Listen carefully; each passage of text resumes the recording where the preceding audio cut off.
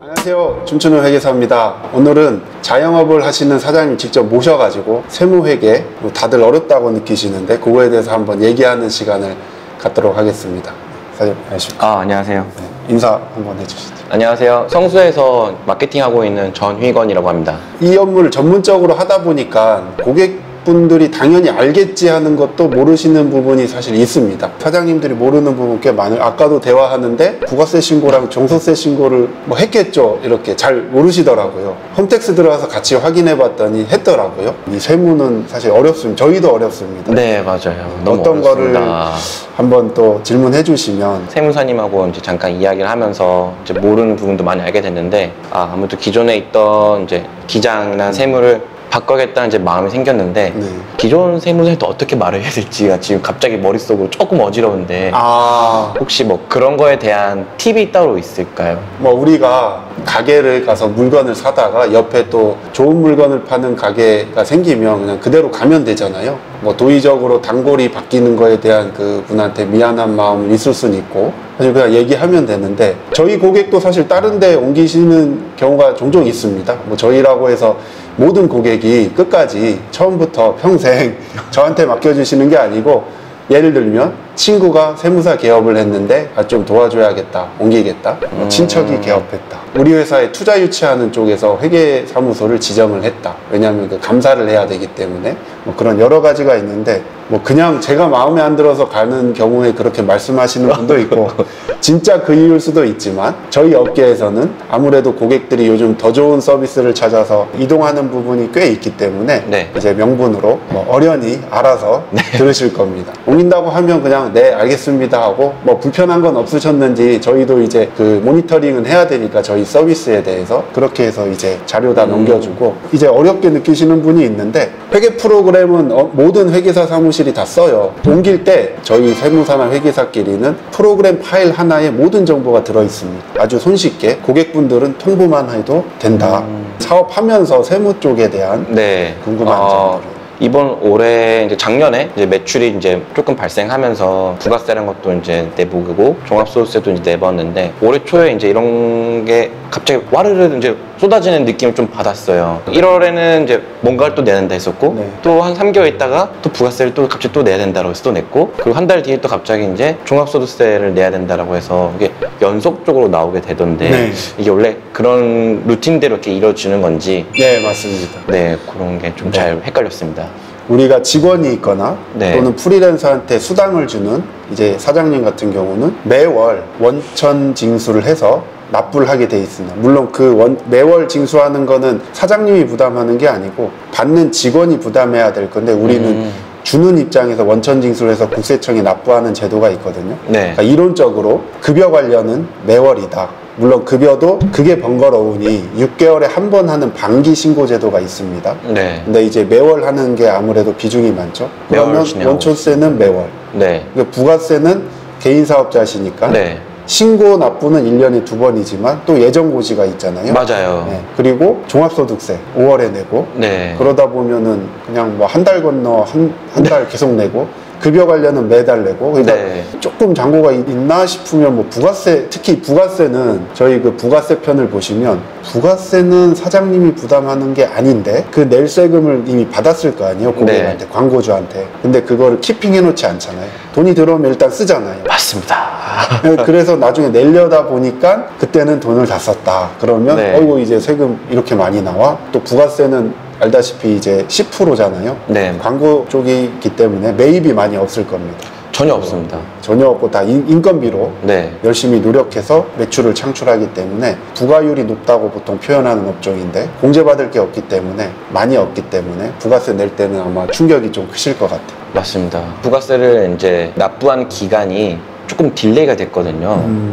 그랬더니 이제 금융 쪽으로 조금 필요를 해서 신용 조회를 했더니 국세 미납이라고 이렇게 네. 체납이라고 나오더라고요. 네. 그래가지고 아무런 금융 거래가 되게 안 좋았던 게 있었는데, 실제로 큰 효과가 큰 건지 국세 체납이. 물론입니다. 은행은 상대방한테 돈을 꿔줄 때 이런 거잖아요. 내가 널 뭘 믿고 꺼주니? 그러니까 뭘 믿을 걸 보여줘야 되는데 믿을 거라는 건 과거입니다. 과거가 깨끗한 사람은 미래도 깨끗할 것이다. 아직까지는 우리나라 금융 시스템이 미래를 평가하는 기법이 약하기 때문에 그 사업자의 과거를 봅니다. 과거라는 거는 과거와 현재를 보는데 과거에 연체 경력이 있었냐. 뭐 근데 과거가 깨끗해요. 근데 현재 연체가 있으면 제일 안 좋게 평가받는 거죠.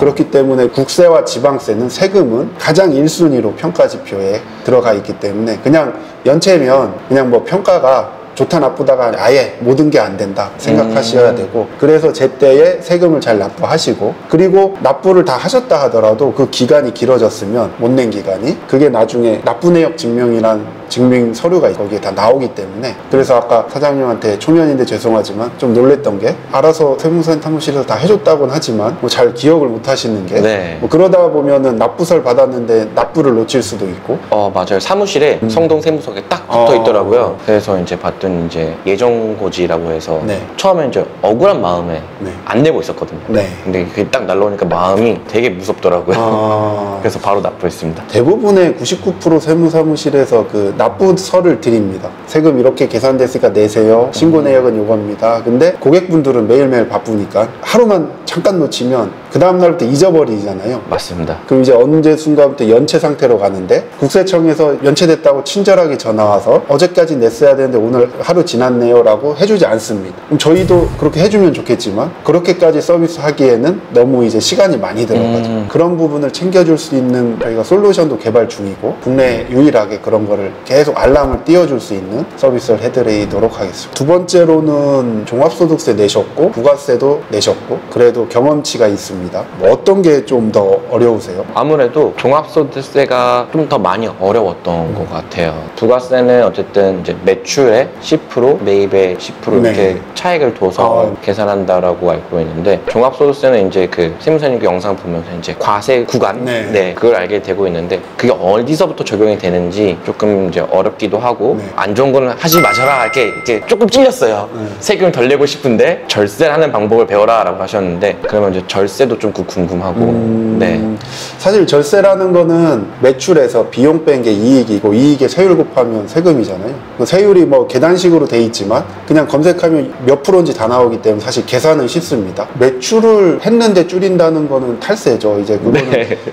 탈세기도 하거니와 불법이기도 하거니와 실제 그게 적발됐을 때 피해가 너무 커요. 그러니까 비용 같은 경우는 내가 이제 반영을 했다가 그 사실관계가 좀 의견이 좀 나뉘는 경우가 있잖아요. 나는 사업에 썼다고 주장하고 국세청은 그건 사업 무관이다 주장할 때 뭐 이런 게 끝까지 가면 소송까지 가겠죠. 그게 만약에 우리가 졌을 때, 논리적으로 졌을 때도 그 부분에 대한 소득세만 추징당하면 되는데, 매출은 누락했을 때 그게 걸리면은 거의 매출 누락한 금액 이상으로 세금 나올 수가 있습니다. 그렇기 때문에 위험한 거고, 이제 절세 방안을 말씀드렸는데, 첫 번째로는 사업에 썼음에도 불구하고 증빙을 못 챙긴 걸 잘 챙기는 거, 그건 당연히 기본적인 거예요. 네. 그러니까 바쁘다 보면 막 놓치잖아요. 예를 들어 여기 오다가 제가 커피를 샀어요. 현금으로 샀어요. 매출 증가를 위해서 이걸 하고 있는 거잖아요. 그러면 제가 커피 마시고 저거는 업무용으로 볼 수 있지 않습니까? 복리후생비라든지, 지금 저희가 친구랑 놀러 온 게 아니고 매출을 위해서 이렇게 촬영을 하고 있는 이 활동과 관계된 모든 비용은 경비입니다. 필요 경비. 사업과 직접 연관이 있기 때문에 이제 뭐 4,000원, 3,000원이니까 그냥 뭐 무시 뭐 하는 거지만, 만약에 저게 좀 비싼 커피여서 3만 원짜리라고 해보면 신용카드를 썼으면 증빙이 반영이 되겠죠. 근데 현금을 줬으면 뭘 받아야 되잖아요.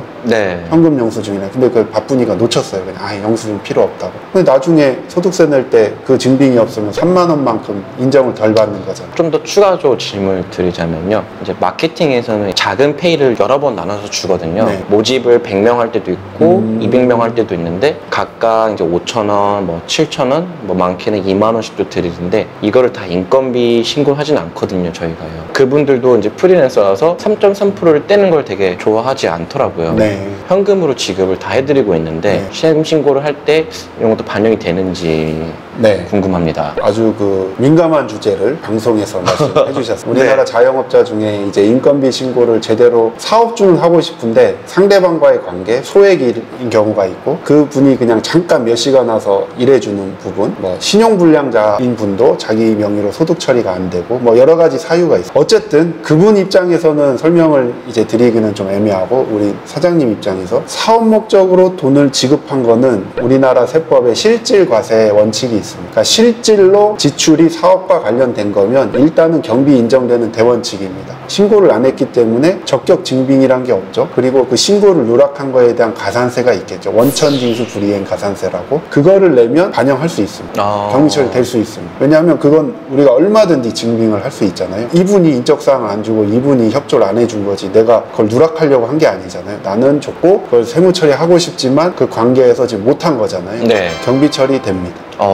나는 지급 내역이 있고 일한 내역이 있고 사업과 관련이 있기 때문에 경비처리 되잖아요. 국세청 입장에선 우리는 괜찮아요. 우리는 가산세 일부 내고 경비처리 받으면 그래도 종소세는 낮출 수 있는. 저분은 소득을 누락한 거잖아요. 네. 신고를 안 하면. 예, 저분한테 추징이 갈 수 있죠. 근데 제가 알고 있는 거는 그분 연락처하고 성함까지만 알고 있는데도 뭐 추징이 되는 건가요? 뭐 그거는 사례에 따라. 네, 알겠습니다. 네. 어쨌든 걸리면 다 내야 된다. 절세를 우리는 권유를 하는 거지. 불법적인 방법은 여러분들이 잠깐 유혹에 가겠지만 나중에 큰일 납니다. 반성 많이 했습니다. 네. 근데 진짜로 그래요. 세무사님이나 회계사님마다 소위 말하는 고객분들은 좀 유두리 있게 좀 해주면 안 돼. 근데 저희도 이제 뭐 15년 이상을 했지 않습니까? 결국은 뭔가 문제가 있는 애매한 거를 만들면 나중에 그게 결국 드러나거든요.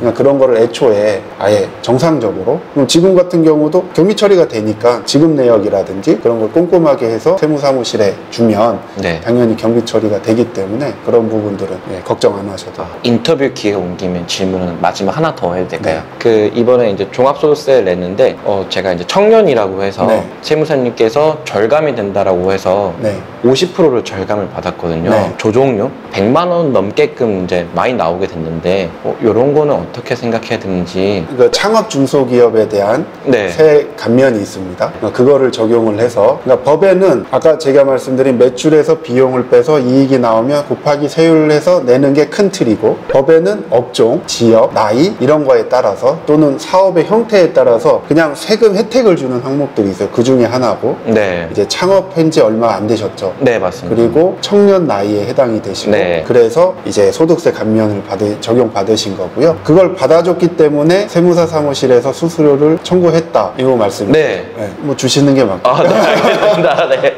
왜냐면 네. 이제 광고도 그렇지만 저희 세무사 회계사들도 시간 투입이 이제 원가잖아요. 당연히 원가는 받아야 되고 마진도 받아야 되잖아요. 네, 맞습니다. 근데 이제 광고도 요즘 경쟁이 치열해서 이제 블로그 같은 거 이제 아까 관리해 주신다고 했는데 요즘 경쟁업체가 뭐 광고도 수만 개가 있기 때문에 저희도 2만 개가 넘거든요. 싸게 해서 서비스를 해주시는 우리 표현으로 덤핑 치는 네. 세무사 회계사님도 간혹 있지만 절대적인 원가 이하로 받을 수가 없잖아요. 그러니까 이제 좋은 서비스 받으시고 그에 대한 대가는 주셔야 돼요. 비즈냅, 경정청구, 환급 결국은 냈던 소득세 중에서 아까 말한 여러 가지 항목의 세 감면을 적용받았으면 그때 당시 안 냈을 건데 그걸 적용 못 받아서 더 낸 세금을 받는 그 비즈냅 어플을 한번 썼다고 했는데 네, 사용해봤습니다. 네네. 환급 금액 조회가 얼마가 됐나요? 10만 원 정도. 네, 10만 원. 나왔습니다. 네네. 네. 저희가 이제 그 어플에서 구동하는 방식이 수임 동의를 해주신 거를 가지고 홈택스에서 자료를 분석해서 근데 환급이 받을 수 있었는데 못 받은 금액을 분석해서 조회를 드린 거고요. 이제 그거는 환급 받으실 수 있는데 네. 지금 신청자가 엄청 많아서 네. 일정 금액 이상 환급부터 먼저 처리해드리고 있어요. 저희 고객이 되실 거니까. 네. 원래 그 금액 이하지만 저희가 특별히 이제 저희 고객이시니까 당연히 뭐 5만 원이 됐든 3만 원이 됐든 환급 받을 수 있는 건 경정청구라는 절차를 통해서 환급 받아들이도록 하겠습니다. 감사합니다. 네, 이렇게 오늘 뭐 나와주셔서 너무 감사하고 오늘 처음 뵀는데 바로 맡겨주셔서 세무를 감사하고요. 경정청구해서 환급도 받아드리겠습니다. 네. 저는 저희 유튜브를 계속 보고 있었기 때문에 감사합니다. 네, 마음을 먹고 왔었습니다. 네. 감사합니다. 근데 사장님 그 하나는 관리는 진짜 해주셔야 돼요. 아, 네. 네, 특히 이제 저희 같은 경우는 그 기업의 흥망성쇠를 많이 보잖아요. 이건 세무 얘기를 떠나서 결국 대표자 사업하면서 너무나 바쁘고 너무나 이제 정신없겠지만 이거는 돈과 직결되는 겁니다. 네. 아까 말한 대로 경종청구 10몇만 원 그게 사실은 원래 덜 냈을 세금이잖아요. 네. 뭐 사실은 그런 것도 좀 관심을 갖고 물론 실무적인 건 저희한테 맡기시겠지만 자주 소통을 해야 사장님도 이제 혜택을 미리미리 만들 수 있습니다. 아, 네. 네. 잘 부탁드리겠습니다. 네, 오늘 나와주셔서 감사합니다. 아, 네. 감사합니다. 네, 고맙습니다. 네.